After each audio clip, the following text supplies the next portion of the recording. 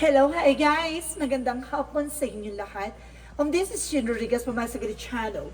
Happy dealer also matarider. So ngayong hapon, natatagan natin na nagsabihin sa iyo ng ating mga gabay. So this is a monthly gabay for the month of March 2024 for the sign of Sagittarius. So Sagi, welcome to my channel. Ano kayong messages, advices, ng spirit guides ang ating masasaga for today's video? Kano naman kayang energy or kaganapan sa buhay ng mga Sagittarius ang ating mga gilap? So guys, this reading is a general reading lamang, hindi lahat makaka-resonate. Kunin lamang po makaka-relate sa inyo and comment down below kung kaninong energy ang ating nasagap. And of course, don't forget to like and subscribe my channel and hit notification bell for more videos of dinner. Kasi maraming salamat po sa mga walang sawang pagsuporta sa aking channel. Lalo na hindi nag-skip ng ads, naway pagpalain kayo ng Diyos at may kapal, siksik-liglig na gumapaw na biyayang manang balik sa inyo. So guys, umpisa na natin ang laban for the sign of Sagittarius. So sagi, ito na ang pinaka-messages sa'yo ng ating mga gabay. So there's an Ace of Pentacles, guys. There's a big money coming in for you. May malaking perang parating. And of course, the Page of Wands, good news. Wow! Pasabak! So may magandang opportunity or oportunidad na papasok sa'yo dito, no? At magdadala sa ito ng something, a good news, and new ideas, and new plan, no? At the same time, there's a full card for a leap of faith. So there's an information na step by step. So, ayun na nangyayari na kumbaga, unti-unti na magkakaroon ng pagbabago, simula at kaganapan sa buhay mo. Kumbaga,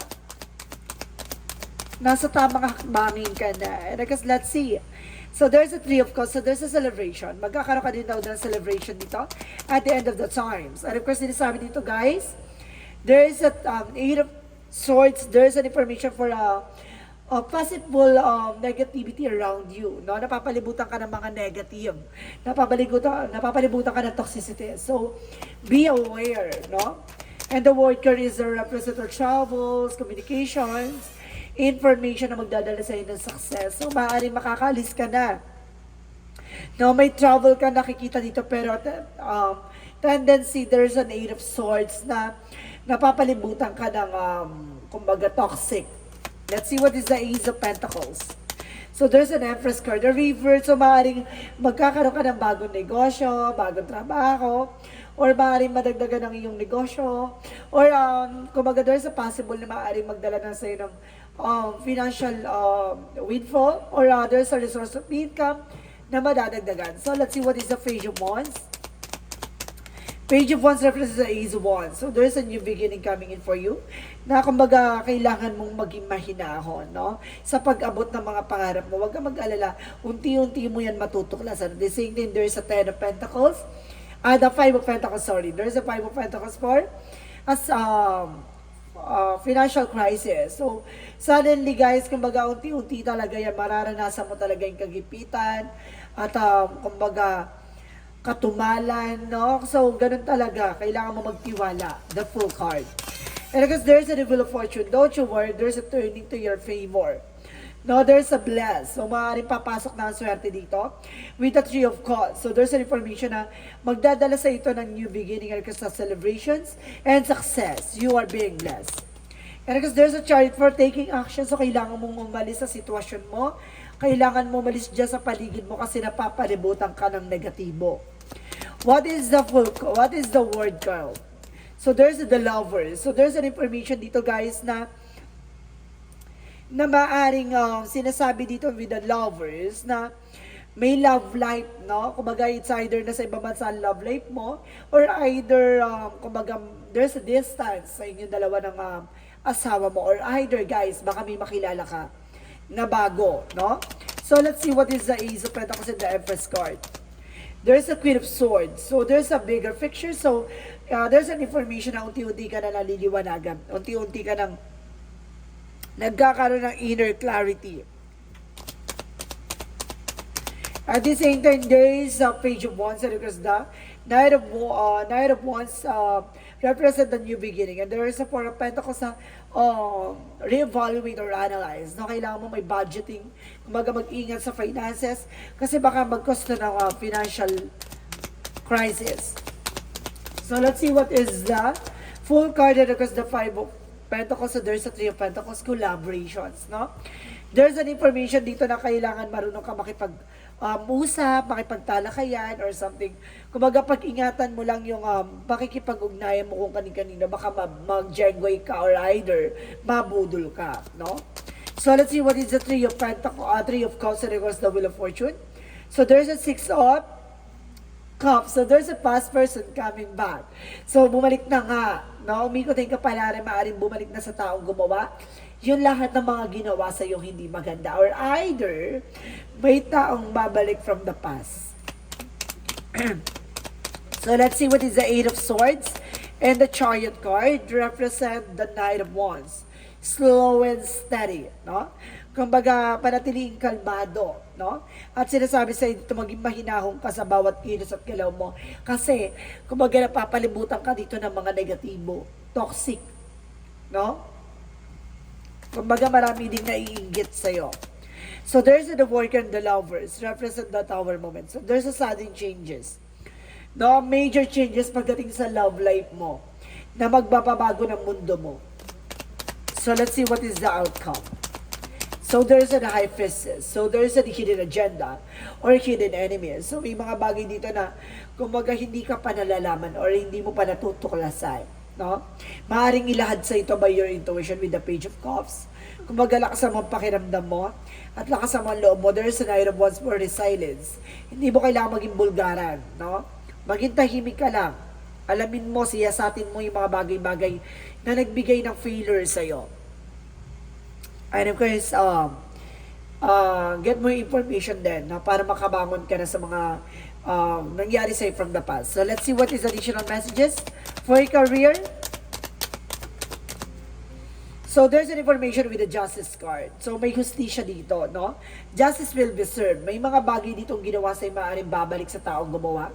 So, may mga bagay dito na, kumbaga, magdadala sa'yo ng balance and control pagdating sa finances. And there's an Eight of Wands for a lot of communication, movement, transactions. So, there's a lot of information.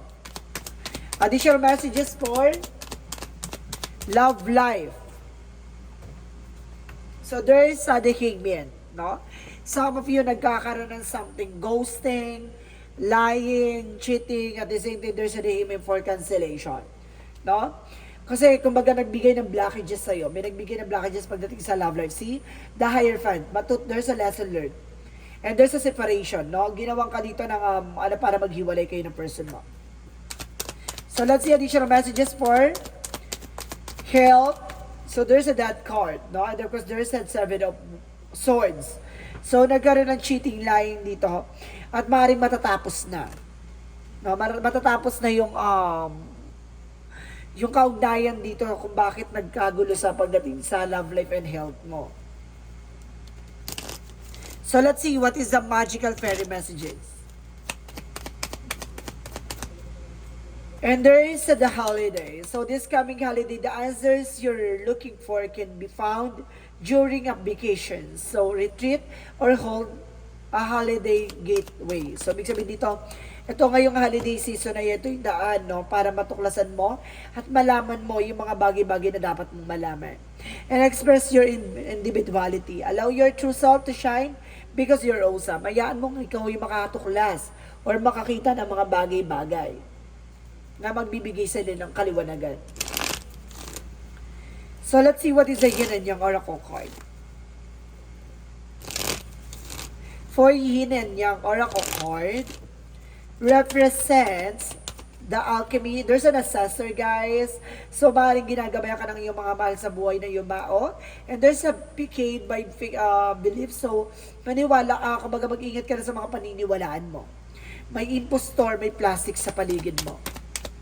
So, there's an apology. So, see, I told you so. There's a past person coming back. Hihingi ng tawad. At the same time, there's a shadow side. So, there's a truth reveal. Malalaman mo yung katotohanan kung bakit nangyari ang lahat ng kaguluhan. So, let's see what is Archangel Raphael messages. And of course, there is good night sleep. So, ibig sabihin dito, magiging masarap na yung tulog mo. No, magiging magaang na ang tulog mo dito. And listen to your intuitive feeling. Makinig ka sa intuition mo. And ask your body for massage. So, kailangan mo na massage for your relax. For your relief your body pain. No? So, let's see what is the Monsology. What is the Monsology? Communication is the key, no? Kung bagay makikipag-communicate, yan ang susi, na para matuklasan mo, malaman mo. And you and your loved ones are safe, no? Safe naman daw yung mga mahal mo sa buhay. And believe the impossible, no? Lahat ng mga bagay ay posible. So, maniwala ka lang, no? Na ibibigay sa'yo yung mga bagay na para sa'yo. So, let's see what is the chakra messages.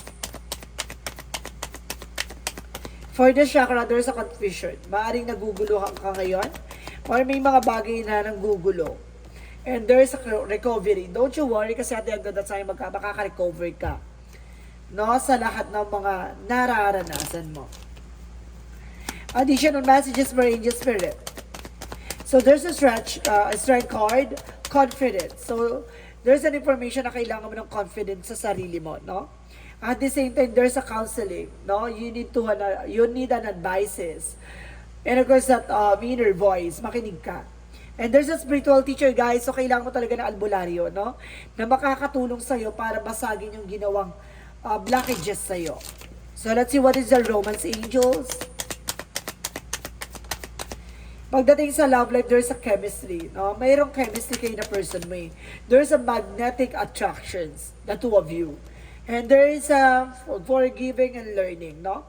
Kumbaga may mga bagay na kailangan mo na pakawalan from the past. May mga bagay na dapat mong matutunan at dapat mong maintindihan, no? Ganun lang yon. So let's see what is the angel's answer. As your angel. So kailangan mo ng tulong ng iyong mga maggabay. And you're ready, no? Maghanda ka lang. Maghanda ka na sa mga bagay-bagay na mangyayari sa'yo. And there's an information with the helpful people. Marami kang tutulungan tao dito. Or marami kang tinutulungan tao. So let's see additional messages. So there's an inner earth by you survive this. So naranasan mo na to eh. There's a new solution and beginning coming in for you. At the same time, there's a longing for home. There's a homesick from the start. No, may mga bagay dito na parang namimiss mo na. Naaalala mo na yung mga bagay-bagay na gusto mo na ulit mangyari. Archangel Michael messages. So there is a guarded and protected. So kailangan mo ng gabay at protection, no? This situation is already resolved. So some of you Sagittarius natapos na. Na-solusyonan na. At the same time, spend more time outdoors. So kailangan mo ng unwind. So kailangan mo mag-spend ng oras sa labas. No, masyadong toxic siguro dyan sa paligid mo. And there is a courage, no? Kumbaga kailangan mo labanan ng takot mo. At magkaroon ng kumpiyansa sa sarili mo. And of course, sinasabi dito, there's a friendship. No? Kumbaga may kinalaman din ng yung friend. Dito sa eksena na to, there's a fear. Huwag ka matakot. May doubt ka na, may something, conclusion ka na. Na pero hindi, kumbaga natatakot ka, baka hindi totoo. No? Additional messages. So there's a trust. No? Kailangan mo magtiwala. And there is a grounding and shielding. So see, kailangan mo talagang proteksyonan yung sarili mo. And there's a flexibility. So kailangan mo flexible sa lahat na nangyayari sa'yo. No? And of course, there's an awakening. Parang minumulat ka sa kaliwanagahan. No?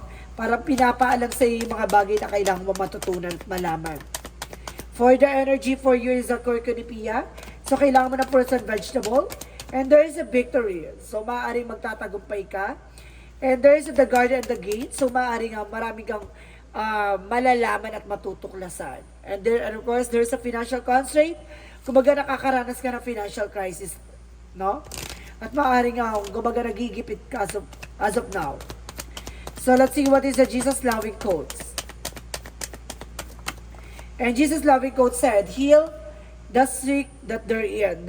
And say unto them, the King of God is coming to you. So, ibig sabihin ni God na kumbaga pagagalingin ka niya sa anumang uri ng karamdaman, kahirapan, o kalugmo ka na nararanasan mo, no? Kumbaga, pinapakita lang sa iyo ng ating Panginoon yung mga bagay na dapat mong makita at mga bagay na dapat mong matutunan, no? at makita mo yung mga bagay na kakaharapin mo at kaya mong labanan. So there's an angels number 4. 30, I am imaginative.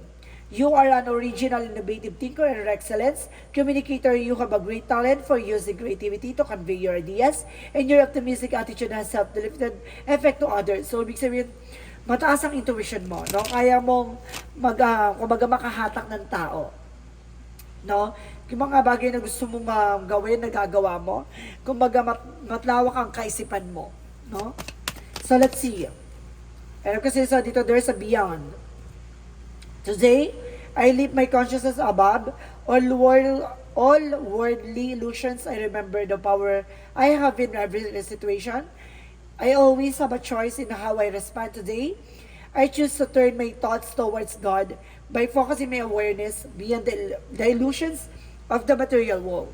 I experience simplicity and peace. So, busy. Kumbaga, mag-focus ka na lang sa mga pinag-iingatan mo.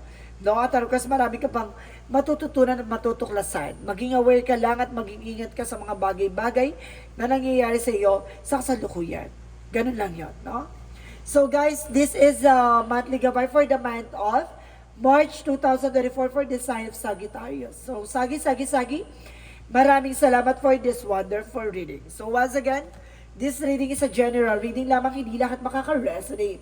Kunin lamang po makaka-relate sa inyo and comment down below kung kaninong energy ang ating nasagap. Maraming salamat guys and see you in the next video. Bye-bye and babush!